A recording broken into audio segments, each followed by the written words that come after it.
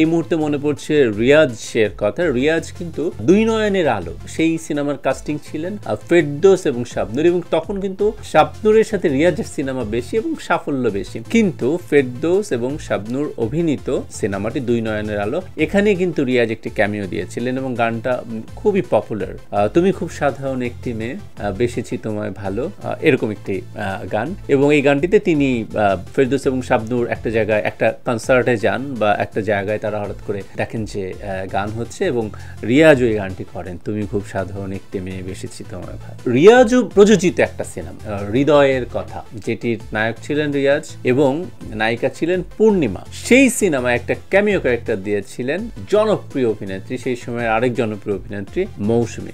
মনে আছে একদম শেষের দিকে যখন পূর্ণিমা অসুস্থ হয়ে যান এবং রিয়াজ যখন দোয়া করতে থাকেন, ঠিক সেই অংশে মৌসুমীর সাথে তার দেখা হয় এবং মৌসুমী তাকে কিছু কাউন্সেলিং করেন আর কি, মানে সাহস রাখার জন্য মৌসুমী একটি গল্প বলেন। তো এইভাবে কিন্তু নানা সিনেমায় আমরা পেয়েছি ক্যামিও ক্যারেক্টার্স বলছি।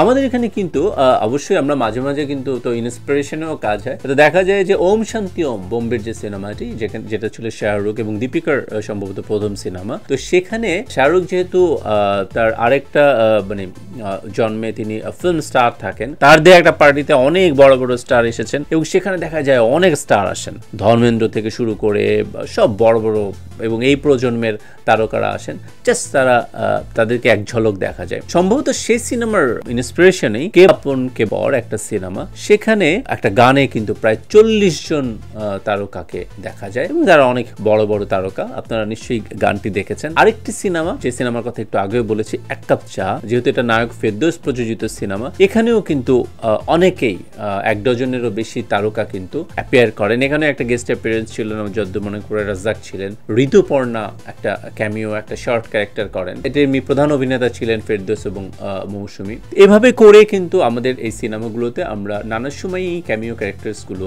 দেখিয়ে থাকি। আমি বলবো যে এটা আমাদের শিল্পীদের একটা উদারতা এবং আমাদের নির্মাতাদের এবং প্রোডাকশন হাউসগুলোর একটা চমক দেওয়ার একটা চেষ্টা। আরিফিন শুভ কিন্তু ক্যামিও ক্যারেক্টার করেছেন। আমি পূর্ণদৈর্ঘ্য প্রেম কাহিনীতে তিনি খুব শর্ট একটি ক্যারেক্টার করেছেন, সেটিকে ঠিক ক্যামিও বলা যায় কিনা আমি ঠিক শিওর না, কিন্তু যেটাকে বলা যায় একদম সেটি হচ্ছে আয়নাবাজির তিনি একটা পুলিশ অফিসারের যখন একটা কিলিং হয় তখন সাংবাদিকতা তো করছিলেন পান্ত বড়ুয়া, তো তিনি কিন্তু একজন পুলিশ অফিসারের সাথে কনভারসেশন করেন এবং তখন দেখি আমরা আরিফিন শুভকে, এবং আরিফিন শুভ তাকে বলেন যে সব পুলিশকে একভাবে মাপা ঠিক না, এটা অনেক কঠিন কাজ। তো সেই ক্যারেক্টারটা আরিফিন শুভ করেন এবং এটা একটা অবশ্যই একটা সারপ্রাইজ ছিল, এটা খুব ভালো লাগে। মাহিয়া মাহি কিন্তু একটা সিনেমা আমি বলবো একদম একটা শর্ট ফর্ম এবং এটাকে আপনারা ক্যামিও ক্যারেক্টারই বলতে পারেন, খুবই রিসেন্ট আমি বলবো। সেই সিনেমাটি হচ্ছে রাজকুমার। এই সিনেমাটিতে কিন্তু তিনি শাকিব খানের মায়ের চরিত্র করেছেন এবং এই মাকে ঘিরেই কিন্তু সারা সিনেমায় একটা আলোচনা হয় এবং শেষে মানুষ দেখেন যে এই ক্যারেক্টারটি করেছেন মাহিয়া মাহি, শাকিব খানের একসময়ের নায়িকা। কিন্তু আমি বলবো যে তিনি খুব মানে একটা সারপ্রাইজিং ক্যারেক্টার ছিল এবং তিনি বেশ ভালো করেছেন।